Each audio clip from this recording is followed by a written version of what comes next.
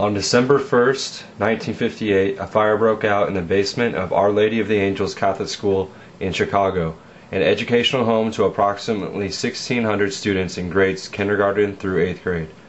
It was the deadliest school fire in U.S. history. In the end, 92 children and 3 nuns perished. Hi, I'm Dave Weber, reporting from Fire Tech 105 at College of the Canyons campus.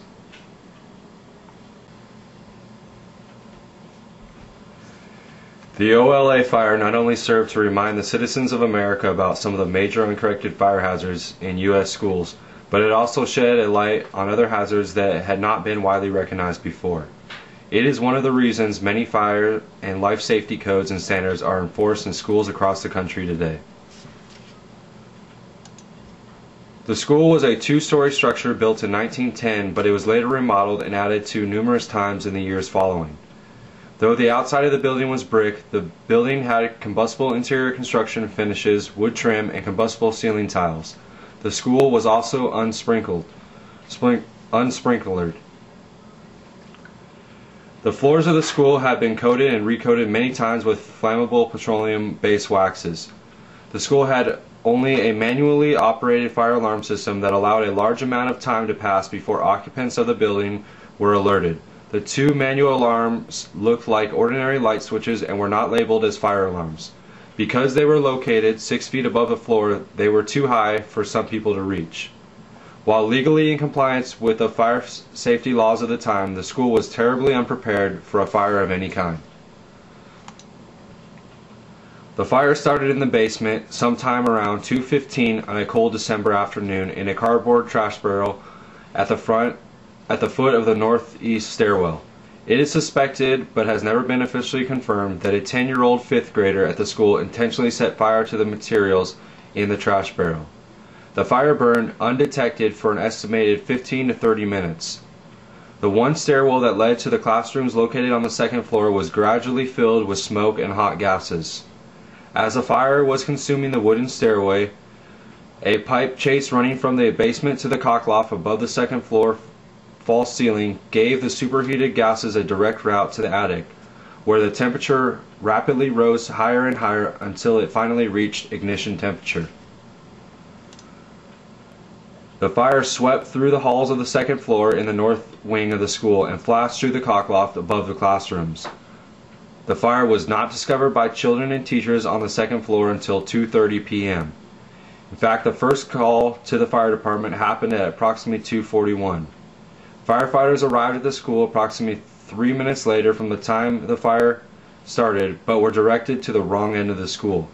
To make matters even worse, firefighters had to first break down the locked iron fence to reach the fire and set up their hose lays and ladders. The horrible conditions in some of the classrooms had become unbearable by this time, and children were stumbling, crawling, clawing, and fighting their way to the windows, trying to breathe and escape. Many of the children jumped, fell, or were pushed out of the classroom windows before firefighters could get to them. Some were killed in the fall, and many more were injured. 43 firefighting vehicles responded to this fire. This included 22 fire engines and 7 fire trucks. About 200 firefighters worked to save the lives of the children remaining in the burning building. 4 firefighters were injured trying to rescue the children and nuns, but they succeeded in saving the lives of 160 individuals in just 15 minutes. Unfortunately, the fire took a tragic turn during the rescue. The roof of the classrooms collapsed in the 2nd story at 2:55 p.m. Firefighters had to watch helplessly as the remaining children, most of whom were the youngest of the group, perished instantly. Some of the bodies that were carried out of the blaze after the blaze was under control were so badly burned that they literally broke into pieces when the firemen attempted to pick them up. Robert J. Quinn, the fire commissioner of the city of Chicago, stated, quote, "All the fire department needed was just a few minutes more. If we only had been called when we should have, the story of the Our Lady of Angels school fire might have been much different. The fact remains it happened, and we must ensure that this never happens again." End quote. William Eddington, the final victim, succumbed to burn injuries on August 9, 1959, almost 8 months after the tragic fire. A year after the fire, the NFPA conducted a survey that showed 68% of all U.S. communities had made physical improvements of some kind towards school safety.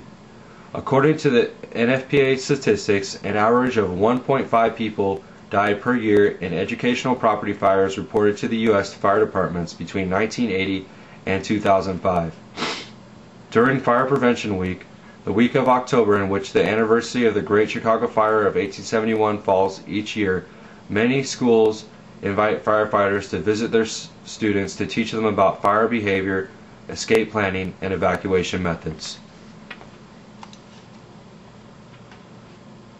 Sources used on this presentation were taken from the OLA website that can be found at www.olafire.com, from the Chicago Tribune, and from the NFPA Journal.